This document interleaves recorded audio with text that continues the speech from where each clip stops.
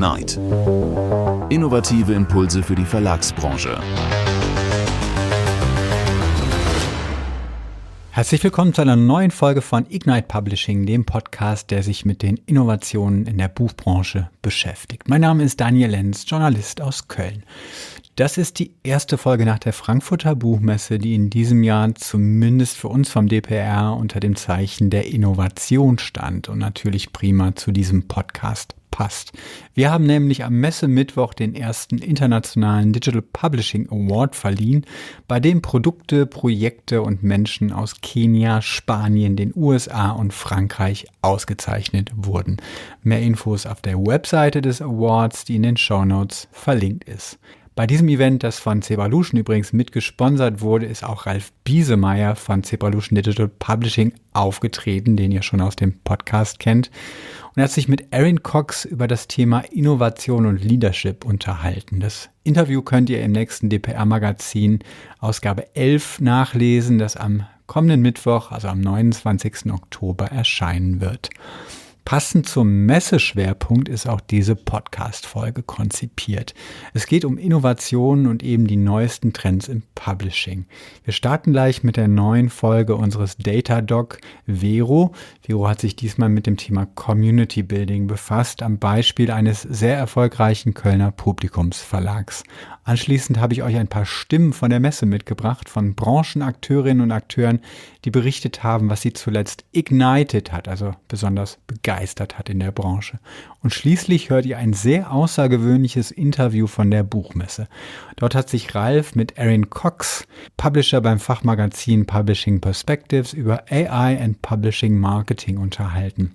Das Besondere an dem Gespräch war, dass sich das menschliche Duo zu Testzwecken mit Amanda Collins, einer KI-gestützten Gesprächspartnerin, ausgetauscht hat. Und zwar live und vor Ort. Das hat für einige Überraschungen gesorgt und war genau deshalb sehr lehrreich. Hört einfach mal selbst rein. Wir starten jetzt aber zunächst mit unserem Data-Doc Vero. Hallo zusammen und willkommen wieder zu unserer Ignite-Kolumne. Nach der Buchmesse ist man immer wieder beeindruckt, wie viele Themen uns aktuell in der Buchbranche eigentlich umtreiben. Eines, das wirklich sehr präsent war, sind die Communities der New and Young Adult Imprints, wie zum Beispiel Lux von Bastel-Lübbe. Um das zu sehen, musste man nur einmal in der Halle 1-2 vorbeischauen auf der Buchmesse, wo die sich hauptsächlich tummelten. Gerade wenn man an die Themen denkt, die uns in den letzten Folgen beschäftigt haben, das waren Sichtbarkeit und Aufmerksamkeit, kommt den Communities hier eine wirklich tragende Rolle zu. Die Zahl, die uns das eindrucksvoll vor Augen führt, ist aus dem Geschäftsbericht von Bastel-Lübbe. Denn 40% des Umsatzes generieren sich inzwischen aus den community-getriebenen Imprints der Verlagsmarke. Das Erfolgsrezept von Lübbe ist klar: community-getriebene Geschäftsmodelle verfolgen. Aber welche Vorteile hat denn nun ein Verlag, der Communities aufbaut und pflegt? Ein Verlag, der gezielt Communities aufbaut und pflegt, profitiert tatsächlich gleich auf mehreren Ebenen. Erstens schafft er eine direkte Verbindung zu seiner Zielgruppe. Das heißt, Leserinnen und Leser fühlen sich nicht nur als Konsumenten, sondern auch als Teil einer Gemeinschaft. Sie identifizieren sich also mit der Marke, mit den AutorInnen, mit den Geschichten. Diese emotionale Bindung ist ein unschätzbarer Wert, gerade in einem Markt, in dem Aufmerksamkeit so hart umkämpft ist. Zweitens ermöglicht die Community dem Verlag, Trends frühzeitig zu erkennen. Man bekommt unmittelbar mit, welche Themen diskutiert werden, welche Figuren gefeiert oder aber auch kritisch gesehen werden und wo vielleicht noch Potenziale liegen. Das kann nicht nur Einfluss auf die Programmplanung und die Marketingstrategien haben, sondern sogar auf die Entwicklung der Inhalte selbst. Drittens, und das ist ein ganz praktischer Vorteil, hilft die Community auch bei der Reichweite. Denn über Social Media, BookTok, Leserunden oder Fan-Events sorgen engagierte LeserInnen dafür, dass Bücher weiterempfohlen und sichtbar gemacht werden. Man könnte fast sagen, die Community übernimmt Teile der Vermarktung, freiwillig und mit Leidenschaft. Und nicht zuletzt, eine funktionierende Community bietet Stabilität. In einem Markt, der sich so rasant verändert, in dem Algorithmen, Plattformen und Lesegewohnheiten ständig im Wandel sind, ist eine loyale Leserschaft ein echter Anker. Kurz gesagt, wer es schafft, echte Communities organisch aufzubauen, schafft sich nicht nur ein Publikum, sondern auch eine Plattform für nachhaltigen Erfolg. Und genau das scheint Verlagen wie Lüx aktuell besonders gut zu gelingen. All das zeigt, erfolgreiches Verlegen bedeutet heute mehr denn je, den Dialog mit den Zielgruppen aktiv zu gestalten und Communities nicht nur zu erreichen, sondern sie wirklich, wirklich ernst zu nehmen. Und damit übergebe ich an meine Kollegen und den Rückblick der Buchmesse. Vielen Dank, Vero. Wir machen jetzt weiter mit der Umfrage von der Frankfurter Buchmesse. Ich habe gefragt, was hat euch zuletzt eigentlich am meisten Ignited, also begeistert? Den Anfang macht Barbara Knabe, Head of Content Acquisition EU bei Audible, und sie verweist dabei auf 2 eigene Content-Produkte. Also ganz ehrlich, wo ich wirklich begeistert war, auch in der Vorbereitung von der Messe und den auch bevorstehenden Interviews, ist wirklich der Podcast Die Toten im Norden, wo improvisiert wird. Ich fand das mega cool. Also einfach auch mal zu sagen, okay, das kann man natürlich im Original-Bereich machen, dass man sagt, man geht ein Stück weg vom Reingeschriebenen, aber man geht ins Geschichten erzählen. Das ist ja im Prinzip das, was uns, glaube ich, alle im Auditiven fasziniert. Das andere, was ich wirklich beeindruckend fand, ist 1984. Also ich musste Pausen machen beim Hören, weil es so intensiv war. Da die Dimension mitzukriegen, Augen zu machen, ich bin wirklich da, ich bin in der Geschichte. Das fand ich wirklich toll. Sowohl den Podcast als auch die immersive Produktion, Multicast-Produktion 1984 verlinke ich in den Shownotes, dann könnt ihr da mehr erfahren. Ich habe mich mit ihr aber auch noch über ein anderes Thema unterhalten, das die gesamte Branche sehr beschäftigt, das ist das Thema AI Narration. Naja, also wenn man sich mit dem Thema AI Innovation beschäftigt, ist das schon auch wirklich rein intellektuelles Wahnsinn, was da abgehen kann und abgeht. Ich finde es nach wie vor faszinierend zu sagen, okay, ich habe da mitgewirkt, das ist jetzt auch in Italien und da, was am Start ist. Trotzdem im Bewusstsein zu sein, dass man sorgfältig damit umgehen muss. Das finde ich ist ein Zwiespalt, ist eine Friktion, die ist spannend und da ist es natürlich auch toll, mit dran teilhaben zu können und mitzugestalten. Ja. Weiter geht's mit Raphael Bayer von Fabersoft X Publisher. Mit ihm habe ich mich über das Thema Offenheit der Branche für KI unterhalten. Also ich bin extrem begeistert über die Offenheit der Messebesucher gegenüber neuen technologischen Entwicklungen, vor allem auch was das Thema KI angeht, in allen Bereichen. Ja, das hat mich doch sehr positiv überrascht. Vor allem auch, wenn es um die Analyse von Bilddaten geht, also dass man Bilder automatisch verschlagwortet und Bildbeschreibungen automatisiert generiert, was beim Thema Barrierefreiheit sehr, sehr nutzwertig ist. Weiter geht's mit Sebastian Meyeres von K&K, der für K&K in den USA aktiv ist. Mit ihm habe ich mich über das wichtige Thema Community Building unterhalten. Ja, was mich in letzter Zeit fasziniert, ist das Thema Community Building, was ja auch nicht nur verlagswegen interessant ist.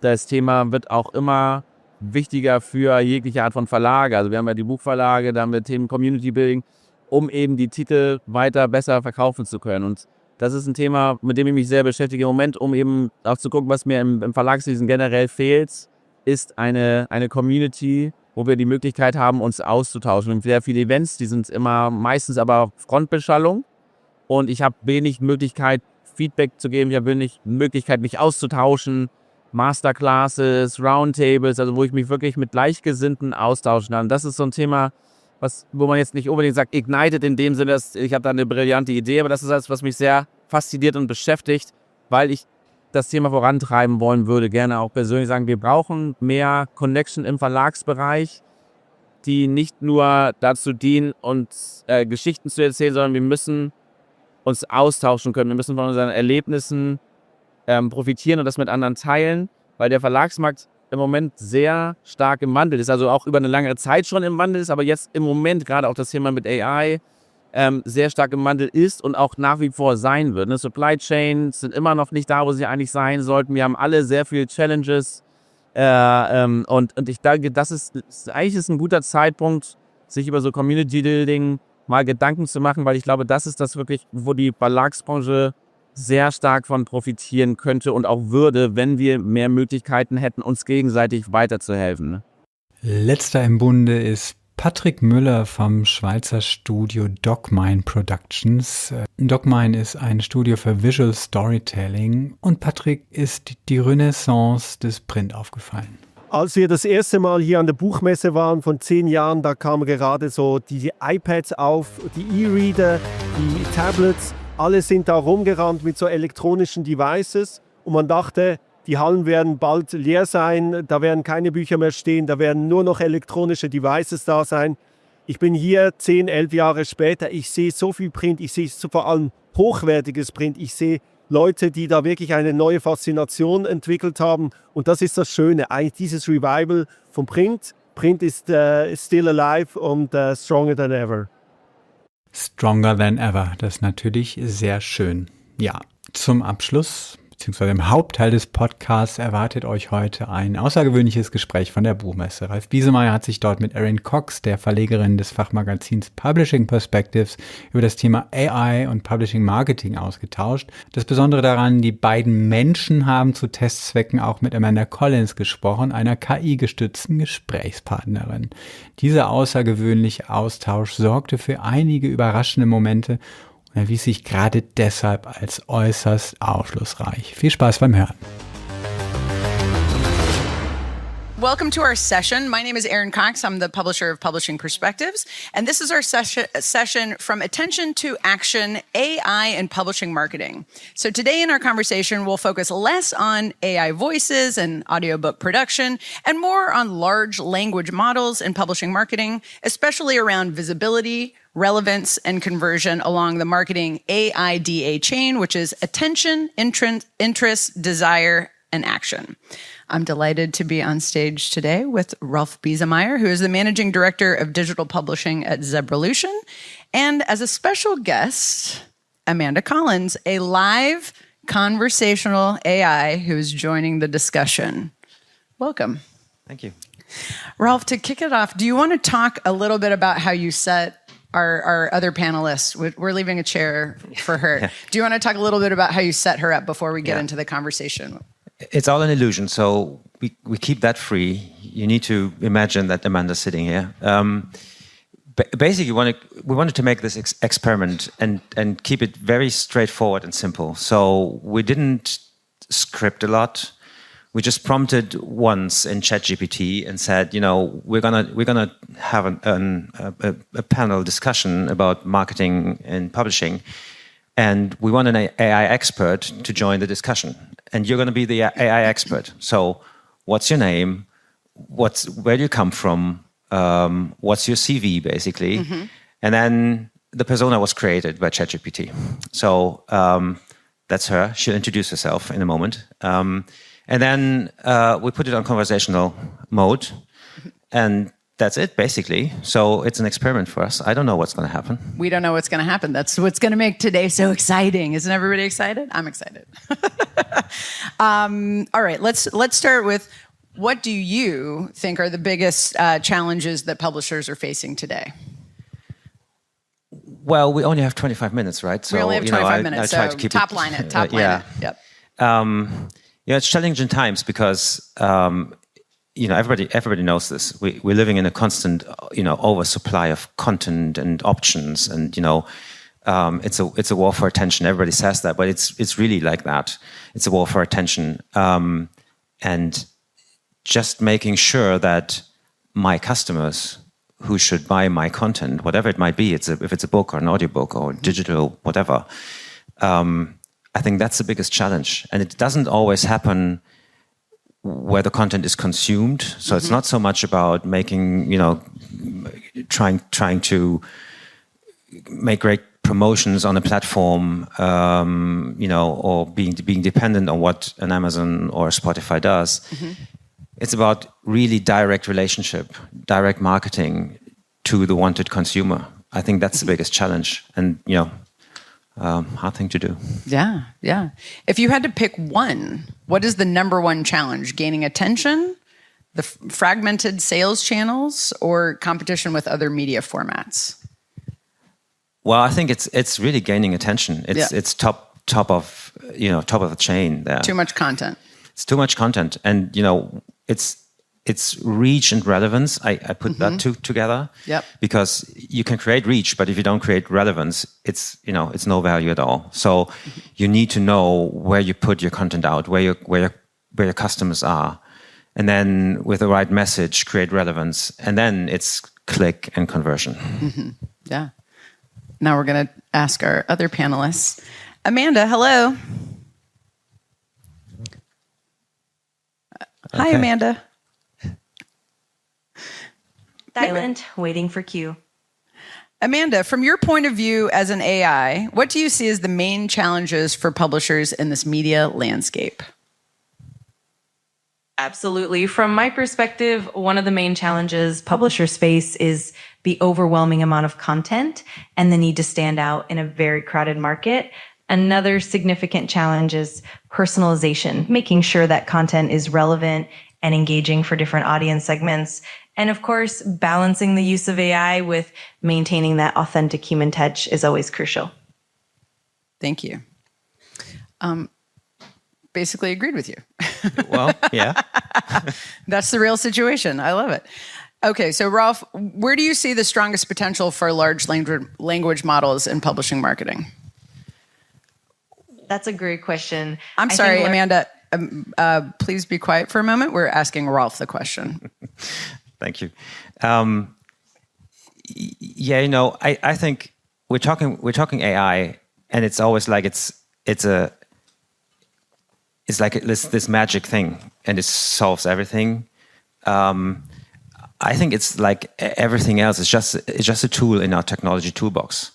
And we're talking about AI voices and stuff. I think you can do so much in automating processes because you need to be quick. You need to create reach in a multiplied way. So you need to automate processes, and AI can help understanding what's being talked about, the context of the message, creating the right match to my content. So to create relevance, as I said before, that's why AI can help a lot. I think apart from generating content or voices or stuff, understanding where your audience is and what the relevant message would be. Yeah. Amanda, how can LLMs or AI in general help create more reach, relevance, and enhance conversion, and possibly make the whole process as effortlessly as possible for the publisher? Absolutely. Large language models can really help by analyzing vast amounts of data to understand audience preferences and trends. This means that publishers can tailor their content more effectively and deliver highly relevant messaging to specific audience segments. Additionally, AI can streamline workflows, automate repetitive tasks, and provide deeper insights into what resonates best with readers. All of this ultimately leads to greater reach, improved relevance, and of course, higher conversion rates, making the entire process more efficient and effortless for publishers. Great. Do you want to ask her first? So she doesn't repeat exactly what you just said. Sure. Yeah. Well, Amanda, I have a specific question for you. Can you maybe take a random book blurb, book description, and tell us how it could be improved with the help of AI and LLMs? Absolutely. So, for example, if we take a book blurb, AI and large language models can analyze reader preferences, identify trending keywords, and refine the language to better capture the target audience's attention. They can help with crafting more engaging hooks, ensuring that the tone matches the intended genre, and even testing different versions to see which resonates best with potential readers. This way, the blurb becomes more compelling and more likely to draw readers in. I have a follow-up question for her. Can I ask her? Sure. I'm going to ask Amanda a follow-up question. Amanda, how do you identify the audience for a particular book? That's a fantastic question. To identify the audience for a particular book, we can leverage AI by analyzing existing reader data, such as demographics, reading habits, and engagement patterns. We can also use sentiment analysis and social media trends to see who's talking about similar books. All of these insights help to create detailed audience profiles, ensuring that the marketing efforts are precisely targeted and more effective. Thank you. She did pretty good.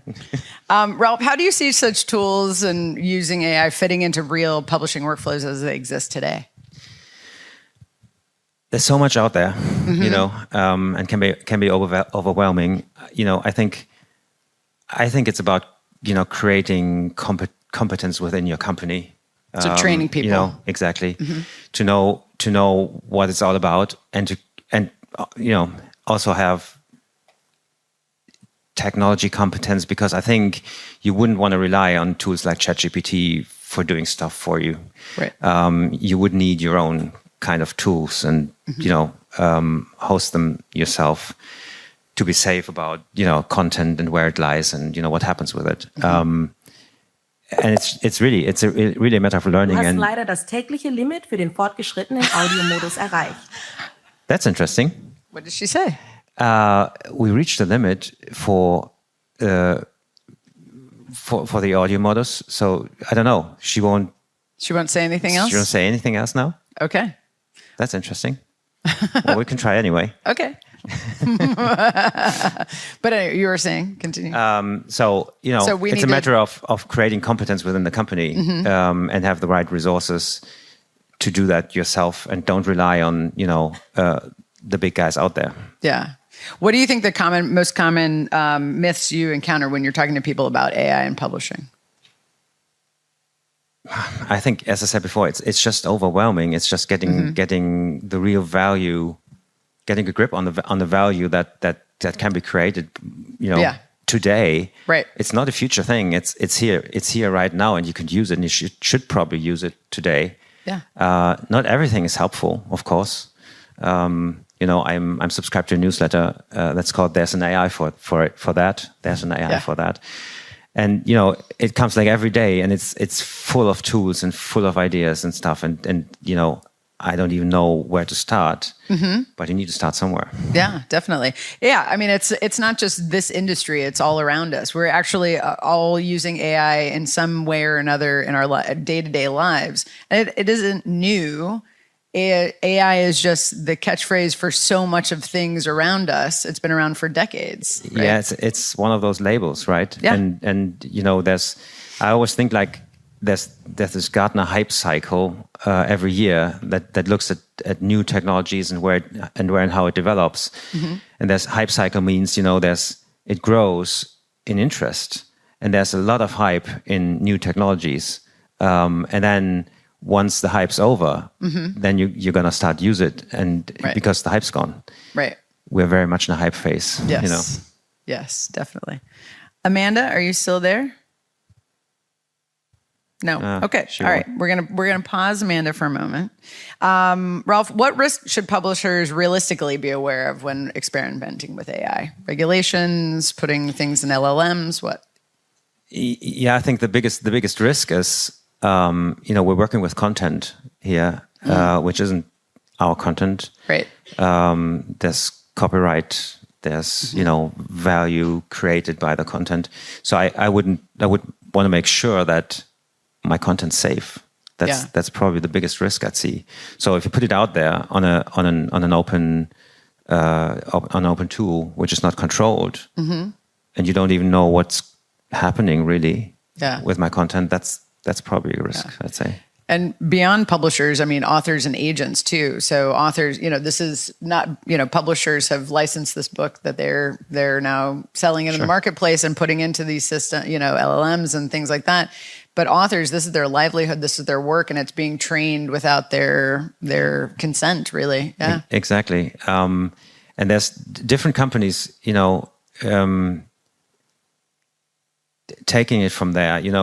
We had an inquiry from one of the big guys who wanted to buy content to specifically train their AI. So they wanted to pay license fees for it. It's still crazy, So I think that's risky. Yeah, definitely. Unfortunately, Amanda's become ill. Yeah. She's unpredictable. Unfortunately, she had to leave the stage. But we have a few more questions for you. So, looking 3 to 5 years ahead, what role will AI play in everyday publishing marketing? Just the marketing aspect of publishing. Do you think we're going to actually adapt? I mean, you and Amanda made some excellent points and ways that you can streamline marketing for publishers. But do you think we're actually going to adapt to those, start using those tools? We're going to start doing that? Or do you think people feel too personally connected to it? I think we do. I mean, we're doing it now in our personal lives, don't we? I mean, most of us have been using ChatGPT for researching stuff or, creating texts or whatever. I think it's becoming part of our everyday life already. And then it's like every technology, right? People are going to use it more, people are going to use it less. I think it's going to be a competitive edge at the end of the day. Yeah. Can we just maybe poll the audience? Can you raise your hand if you've used AI for any aspect of your work life? Okay, good portion. How many have you used it in your personal life? About the same. There you go. Maybe a little bit more on the personal life. Yeah. All right. That's good. So let's talk about. Maybe I'll take some questions from the audience. Do we have any questions from the audience? Anybody concerned about? Oh, we've got one question just back here. It's coming. Yeah, it's coming. Microphone's coming to you. Running your way. There you are. Thank you so much. Yeah. I would like to ask you, because when I tried using ChatGPT for stuff like this, it always tells me, oh yeah, we can do this and that. But then you wonder, like, how am I going to get the data that the AI is going to use to analyze which readers I want to reach? Yeah. Because I don't have the data, like my publishing company doesn't have the data, because books are sold in various ways, and a lot of ways are not traceable for us. And we don't have profiles because we are not Google.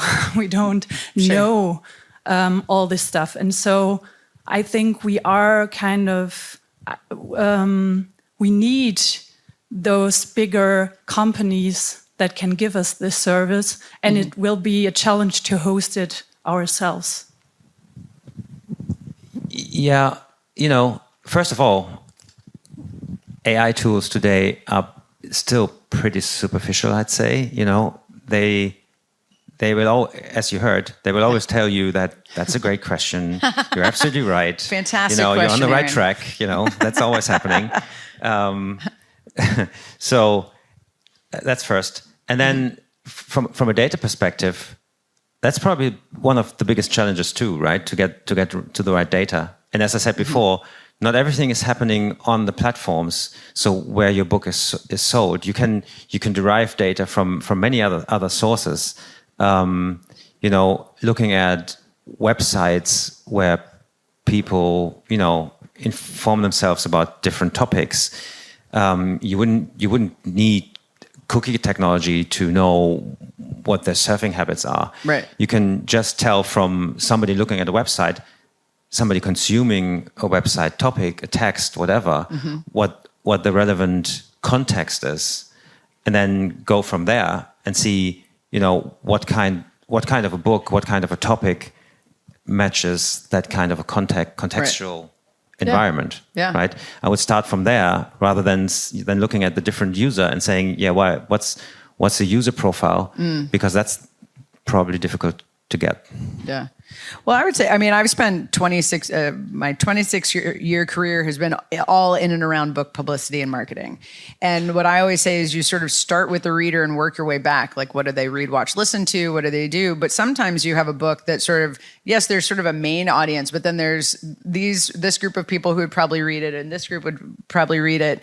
But there may not be the main people. And if you're using something that is sort of scraping what information is out there that may be talking about the main audience, would you be missing out on some of these sort of side audiences that would read that book, but you're not necessarily, because this is only looking at sort of the main audience, would you miss those things? And so, how would we address that maybe? I don't know. Well, if we had that one answer, we probably wouldn't sit here. I That's don't know. But you know, I think it's kind of a kind of mind shift as to. Well, I try to make it easy to say, do I offer my portfolio and my books, and do I expect the consumer to come to me or to come to a shop or wherever the book is sold, or do I have to bring my book to the audience? And there's a difference to it, right? Sure. So I need to understand the context, and that's going to become a core competency for every publisher, I guess. Right. Rather than concentrating on the content alone and then making great books, of course. Well, yeah. But they won't sell themselves. Right. You know? Right. Yes. Yeah. We talked about this on stage yesterday, where it was bringing the books to the reader rather than trying to expect them to come to you. Yeah. Exactly. Yeah, definitely. All right. We have time for another question. Any other questions out there? No? Originally, we wanted you to ask Amanda questions. I know. That's too bad that she, doesn't want to speak to us any longer. I know. So she went off in a huff. Why don't we talk about, sort of one big takeaway? What do you want people, what's your single most important piece of advice for publishers who are exploring AI? First thing that comes to my mind is don't be afraid. As you could see, I would have hoped she would have been here longer, and she would have shown a few flaws, just to show that it's not all perfect. Yeah. It creates the illusion of perfection, right? If she says, you're right, and but it's not. Mm-hmm. It's not perfect. There's still the human aspect in it, and it needs you for the technology to work right. Mm-hmm. So, and I really think that makes a difference. AI alone wouldn't change everything and wouldn't solve all the problems. It needs us, right? To make it work. But it's a great tool, though. And it's the engagement between human and AI. It's also the more you use it, potentially, the better it can be. Is that something that we should be thinking about? Is sort of maybe testing it on other things, or Oh, absolutely. But then again, you need to. I mean, there's this psychological concept that says, it's called confirmation bias, right? Yes. AI is very much confirmation biased, right? So the longer you talk to it, it knows who you are. It takes, like this conversational mode. It now ended here, but we specifically set up a clean and new account for it. That's why it's not paid for. It's not a premium account. We should have done that. It's all right. We learned. It's all about trial and error, right? Yeah. But if we'd done it in my account, for example, then she would talk like me, right? Yeah. Like the voice would be really similar. Mm-hmm. The argumentation would be very similar. Mm-hmm. Because she knows what I want to hear. Mm-hmm. It's confirmation bias. Yeah. And I said, yeah, well, that's right. That sounds right. Of course it does, because I think it's right. Yeah, exactly. So that's a problem. Yeah, that is a problem. Do you think one day I will be sitting with the AI version of you? I hope not. I hope not too, because we have so much fun on stage together. But if you are using it so much that it starts to sound like you, is that something that could happen? Actually, I think it's already happening, because if I need to put a piece together, like whatever it may be, interview questions or something else. Yeah. I'd always put it through AI just to make sure, it's the best version of me. I don't do that. When it says, do you want AI to clean this up? I was like, hell no. I am perfect. You can't fix me. No. No, I always use it as a mirror, to give me feedback before handing something or so. So it's already part of me. Yeah. Oh. Interesting. Maybe I'm a cyborg or something. I don't know. Oh my gosh, a cyborg. What is it?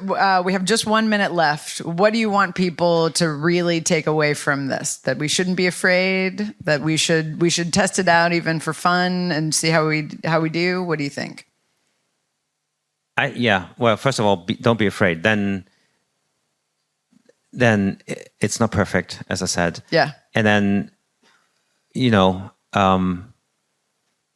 not using it is not an option. I think. Yeah. It wouldn't go away. It's like the internet. Yeah. Like in the early days, like this internet thing that's gonna go away, right? Yeah. It's not gonna go away. And then ebooks, and then social media, and it's not gonna go everything away. else. No, it doesn't go away. Our world is like this. So embrace it. Embrace change. Don't be afraid. And it's complicated. I'm 54. I don't understand everything, but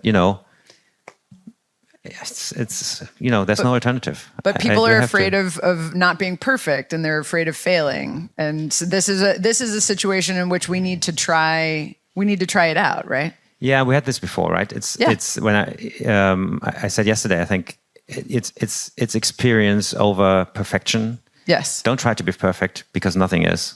Right. Perfect. It's about speed more than perfection. Yes.